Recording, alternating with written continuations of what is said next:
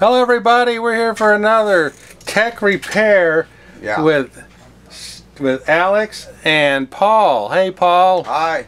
What have we got today? Well, today we have a Scott 222 tube amplifier, a very nice one, early 60s, 6BQ5 outputs, decent transformers.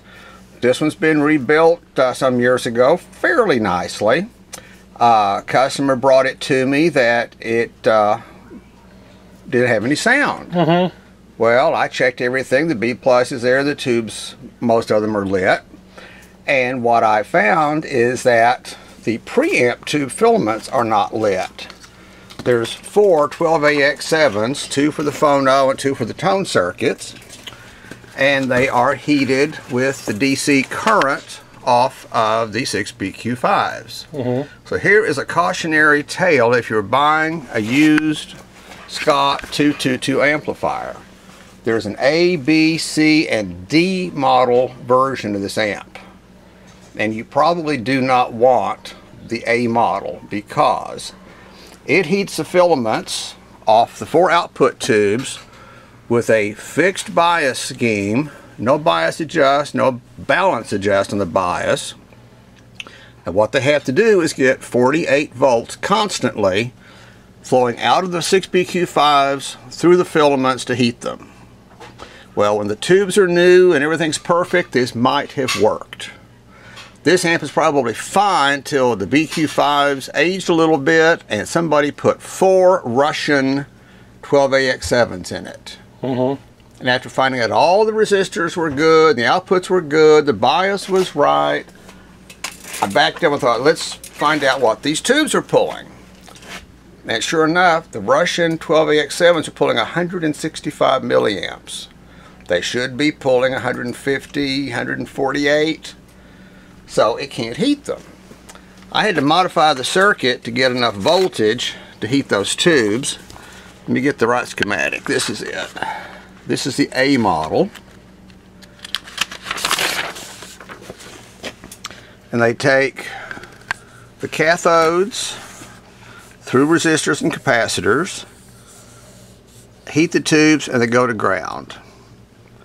There is a resistor right here, a 1.2K to ground, as sort of a dummy load to make sure the voltage stays at not more than 48 volts.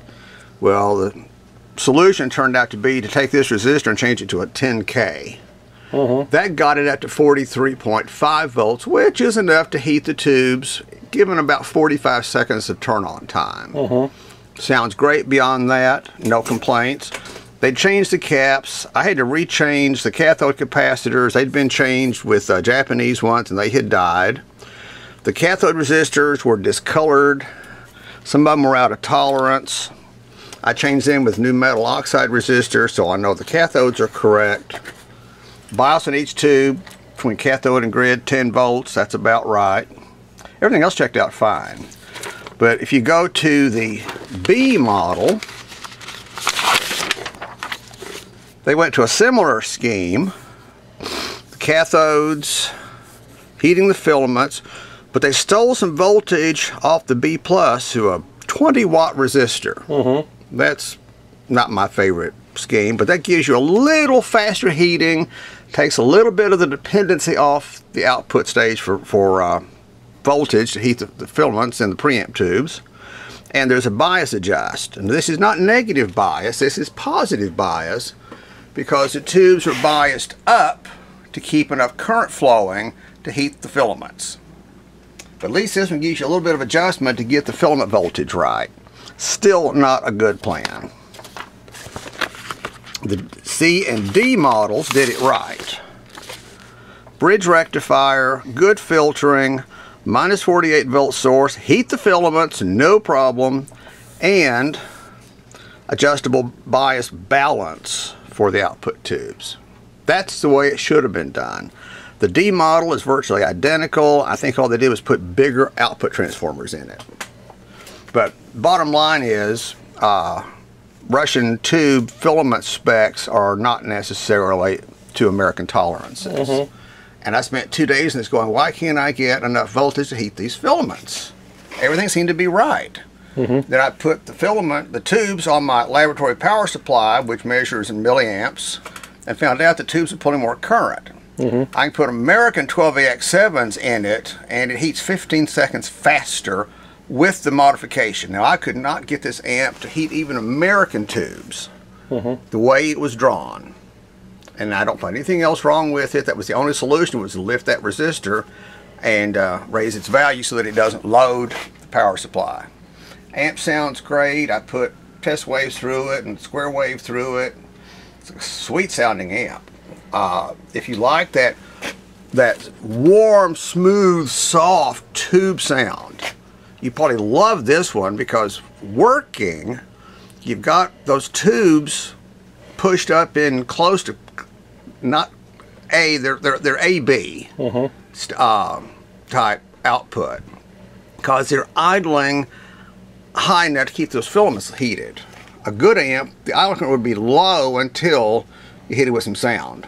But this one's idling pretty high, so it's good for the sound. You have DC heating the filaments in the preamps, which is preferable to keep down hum. But it also shortens your output tube life. And with tubes becoming expensive and scarce, that's not a good thing. I'd rather have the C or the D model that has the bridge rectifier with the bias for the outputs and power for the filament, so that you can keep the output tubes running at the minimum needed current without the filaments starving for voltage. So I thought that was interesting. That is very interesting. This is mint condition, beautiful amp otherwise. I mean, this is classic Scott. Okay, I guess that's another tech repair with Paul and Al. It's just something to look out for if you're dealing with these. There's all kinds of schemes to get like free DC to heat preamp tubes with, and there's a lot of these cathode current things that have been done over the years, and sometimes they work and sometimes they don't. But 412AX7s in series, that takes 48 volts, and that's a pretty hefty job. And the day it was designed and built, it probably worked. But I'll bet you these amps were in the shop a lot over the years, because they warmed up slow, or one channel was weak, or, you know, the output tubes age, you've got no way to compensate for it. This one does have an AC balance adjust on the phase inverter.